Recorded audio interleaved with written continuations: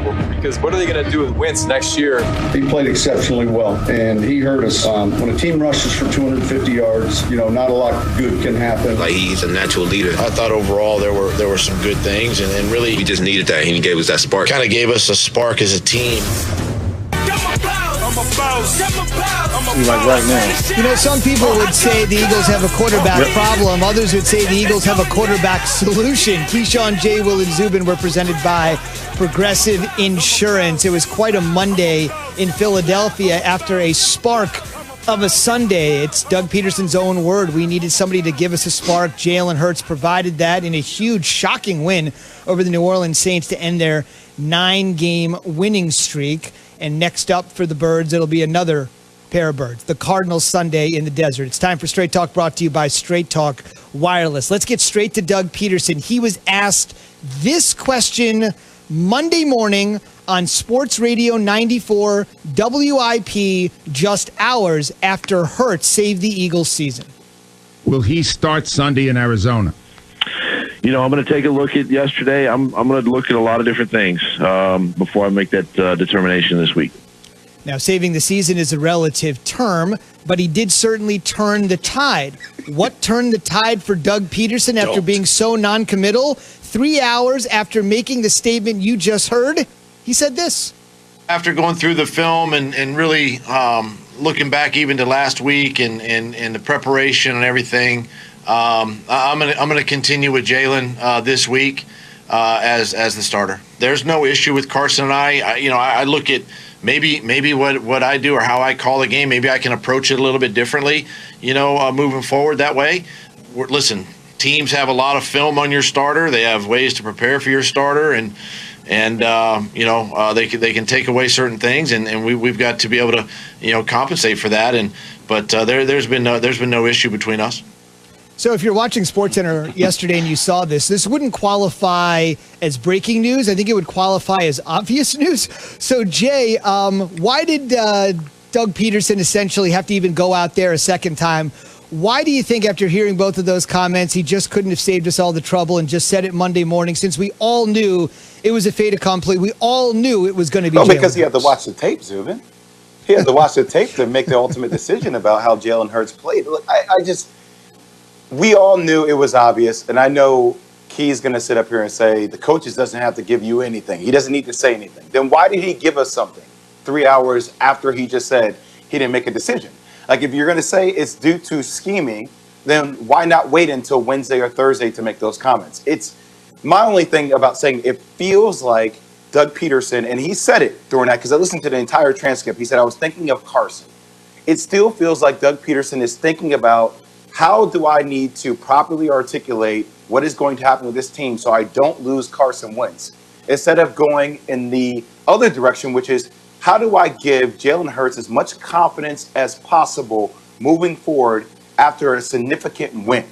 Now, you don't have to break down Carson or belittle Carson in order to raise Jalen Hurts up. You can do both at the same time. I just don't understand why you wait 2.5 hours and then all of a sudden you come to an ultimate conclusion that, hey, yeah, by the way, Jalen Hurts is our starter after going back and reviewing the tape and understanding how significant of a game he had against the number one defense in the NFL. Key, are you speechless for the first time in your life? I don't know if you've been in the studio too long by yourself, those who've been with that comment. But anyway, no, I was waiting for you to re-tee me, but I thought you were going to re-tee me back up. But anyway, this is what I would say. You're a coach. You want to assess what goes on. I understand we saw it from the television standpoint. They saw it from the sidelines. The teammates rallied around it. But from a coaching standpoint and a coaching your assistants and all of them, you guys got to get back in. You got to look at the film. You got to see the things that you did right, the things that you did wrong, your opponent, watch a little clip on the opponent, see what makes the most sense, and just take your time doing it. There's no rush to do it. What you're off today? What's the rush? Tuesday is your off day. So, okay, I named him the starter 3 hours later. Whippy, big deal. I could have did it immediately after the game, or I could do it Wednesday morning doing my presser before practice. It doesn't matter. It only matters to people that's so fixated on What's going to happen? Oh my God. He's got to give him his due. He's got to extend an olive branch to him. Don't worry about fracturing Carson Wentz. It's not fracturing Carson Wentz. It's the respect of trying to figure out how to make sure that the quarterback room stays a certain way, just in case you have to go back to Carson Wentz. And I think that's what Coach was doing there, and I have no problem with it at all. We all knew that Jalen Hurts was going to eventually become the starter for the second week in a row. I guess not that big of a deal. I guess, Key, though, if you know, from a football insider expert perspective, you watching that game, I know that you're not a coach, but you watching that game, did you conclude after that game that Jalen Hurts was not significant in that game? Was there any doubt in your mind that you thought, hey, after this game, I may have to go back to Carson Wentz? Nothing at all suggested that, Jay, but I also understand how coaches do things. If you would have asked me immediately after the game, what would have happened? I could have got the manual. I would have turned to page 250 and said, don't answer this question. Wait 24 hours, cool down period, before I answer question about quarterback starting. No one does that. They don't do it. Think about it. Sean Payton waited forever to make a decision on Jameis Winston and Taysom Hill. That's just what they do. That's just what they do. Period. I don't know. I never heard Sean Payton talk about after Taysom Hill won a game saying, hey, well, you know, still question about Jameis Winston. Will he play? Like, it didn't go back and forth. All I'm saying, it feels like this is one of those scenarios where if you're Jalen Hurts. But that question wasn't raised to Sean after Taysom Hill's first victory. No one came at him and said, is it Jameis Winston? Because Jameis Winston is not making $130 million and $107 million of guaranteed money.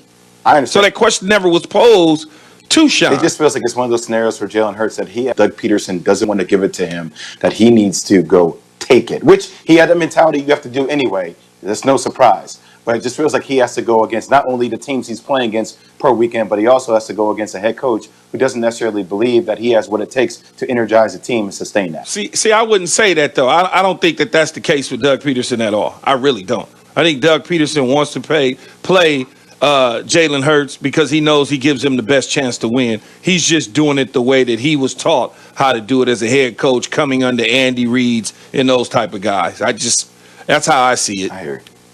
Drafted in round 2 for the moment, QB1. Straight Talk Wireless, no contract, no compromise. On the way,